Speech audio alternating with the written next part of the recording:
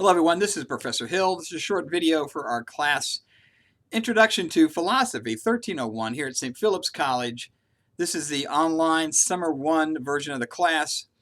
This is week 2 and it's Wednesday the 19th of June 2019. So we're talking about our book about philosophy by Wolf right here, yay! And chapter 2, A Theory of Knowledge. We're talking about epistemology today. And we have our first, or I guess not our first, but our next assignment, which is due tonight, Wednesday at midnight, Wednesday the 19th. And so we've been looking at and talking about knowledge, how human beings gain, store, understand knowledge, how we manipulate it, what it is, where it comes from. And it turns out one of the things we have to ask ourselves is about how certain am I of the knowledge that I have in my head. And so yesterday I went ahead and I put up this one-page kind of diagram which outlines a distinction between first about faith, and I talked a little bit about that yesterday. Then again in the things that are in our head, the knowledge we have, the things that conform with reality, the way things really are. Remember I talked about like a map of Texas trying to get from San Antonio to like El Paso. But then also the things in our head which don't conform with reality, things that we have are wrong. Sometimes that's just mistaken knowledge. Sometimes it's ignorance, meaning we don't have any knowledge of a particular subject. And then lastly, we were also talking about conspiracy theories, both the people that generate them, sometimes knowing what they're putting out there is false, but then also the victims of these things, people that take it in, they've been misled or don't understand, and so they have something in their head which they think is right, and it's not. And so one of the examples we were talking about yesterday was the Flat Earth Society. I put a link up to their webpage and a link up about the trailer for a documentary that's running right now on Netflix, which is fascinating, about the Flat Earth Society.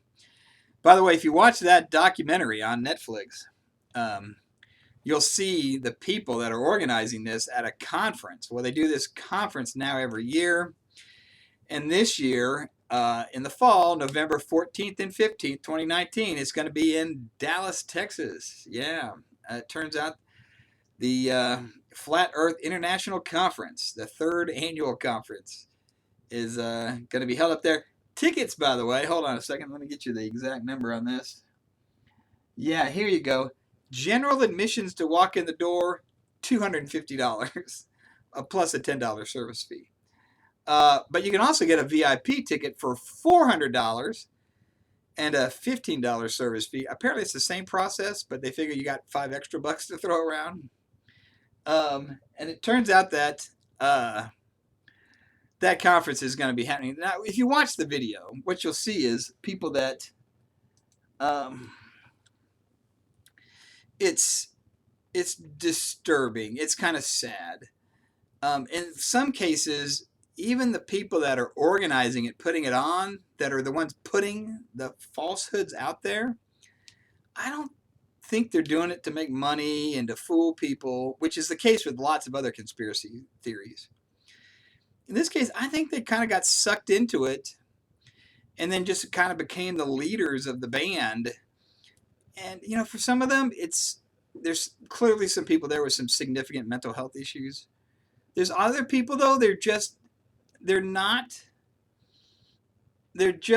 looking for something to make them feel special and unique, even though it separates and divides them from their closest friends and family. It's really, again, if you watch it, it's deeply disturbing about the reasons behind some people get, sucked into these crazy conspiracies.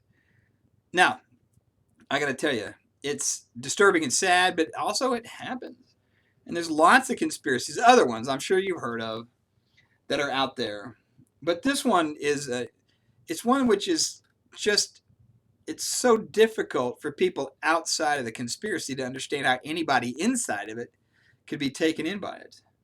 But it does get at epistemology and how we know what we know.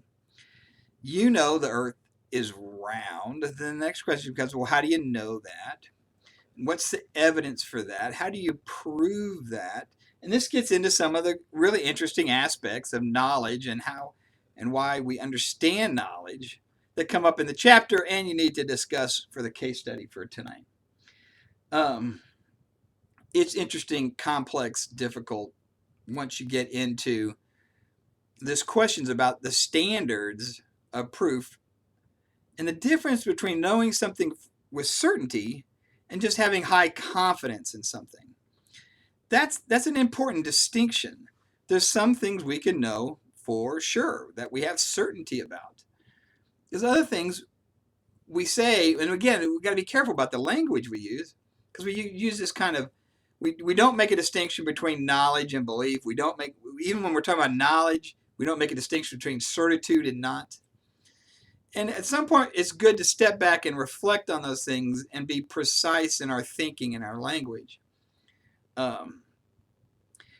Because it applies to lots of things in our life. And it's not to say that means we got to ground everything to a halt because you can't trust anything anymore. Oh my God, my whole life's a lie. This kind of thing when somebody has this. Sometimes it's little things. God, listen, there's lots of examples of this, but I know somebody who, when his whole life thinking his birthday was on one day, he finally goes to retire, goes down to Social Security agency, and they're like, oh yeah, here's the thing, we'll fill out all the paperwork and your benefits are all in place and you can start getting your Social Security, but that's not your birthday. Your birthday is the next day. He's like, what are you talking about? They're like, no, look right here on the birth certificate. And he's like, but it's different on my driver's license and they're like, yeah, and that stuff's wrong. Look right here. And he's like, oh my God, my whole life's a lie. And it's like, well, no, you just had this one bit of information incorrect. Now, he celebrated his birthday on a certain day for a long time. And what the knowledge he had in his head was not a reflection of reality. In this case, it had small consequences, no big deal. It just kind of undermined his sense of stability and his understanding of knowledge. And my point was, it rattled him, but it was a good rattle because it was a reminder that this is how this really does work. And that sometimes we think some things in our mind, we think they're certain, and they're not. And we kind of have to accept and understand and get used to the fact there's some things we can have high confidence in, and that's okay. You can still get up in the morning, the sun's going to rise. You can go through your life with high confidence in some things, even without certitude. And let me just give you a quick example of what I'm talking about to bring this down and be clear. I've been married for 31 years. My wife and I have a great marriage, faithful to each other. And if somebody says to me, is your wife faithful to you? Well, start with this. Are you been faithful to your wife? I go, yeah, I have been. I know that. And I can be certain about that.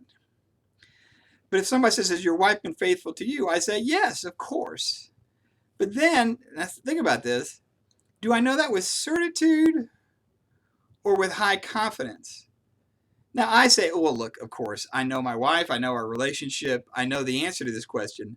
But I haven't been with my wife every minute of every hour of every day for 31 years. She's an academic. She travels for conferences. She goes to present papers. So here's the thing. I can have high confidence in that. In fact, very high confidence. But is there a difference between that and certitude? Yes. And what does that mean? Well, the practical meaning of that in my life is nothing. Because I know with not certitude, but with very high confidence that this isn't a problem or an issue in my life. Now, that's worth thinking about.